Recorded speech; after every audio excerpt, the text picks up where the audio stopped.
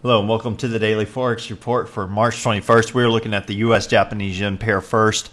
This pair is moving sideways, didn't break our area of resistance or support. Look for it to potentially go as high as 84.37, possibly as low as 82.65. Look for some resistance around 84.09. Look for some support around 83.00. Now the Euro-USD pair closed down, broke through previous resistance to the upside. However, it did close lower. Look for it to potentially go as high as 133.48, possibly as low as 131.08. Look for some resistance around 132.95, and look for some support around 131.75.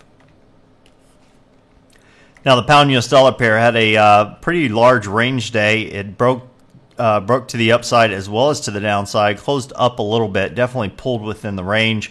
Look for this pair to potentially go as high as 159.82, possibly as low as 157.54. Look for some resistance around 159.25 and look for some support around 158.15.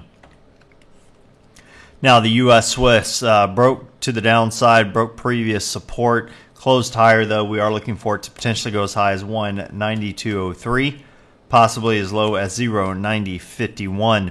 Look for some resistance around 0.9175 and look for some support around 0.9069. Now there are no significant news announcements being released during this next session. However, what I'm looking for is a break of this low here that we had. You can actually draw a trend line from this area over to it. You can see it's slightly headed slightly to the upside as far as the trend line, slightly up.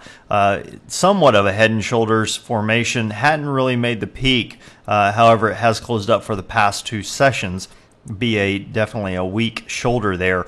But I am looking for a break to the downside. Looking for it to come on down into this range. Now, if you take a little bit of a trend line move here, you can see that we've had a potential exit to the downside.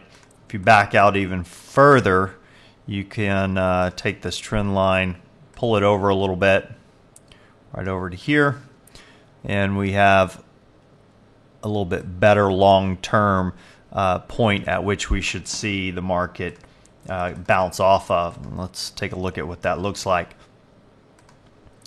Basically looking to short around the 0.9075 mark and then having it come down right to the 0.9000 mark for about 65 pips. The nice thing about that is you're not crossing a 0-0 line. So far, today's high would be 53 pips to the upside, so your risk to reward would be good on that move. So that's what I'm looking for during this next session.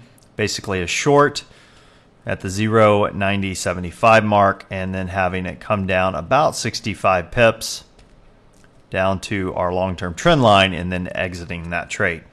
Well, that wraps us up for today. Till next time, this is Jason Fielder. Good trading.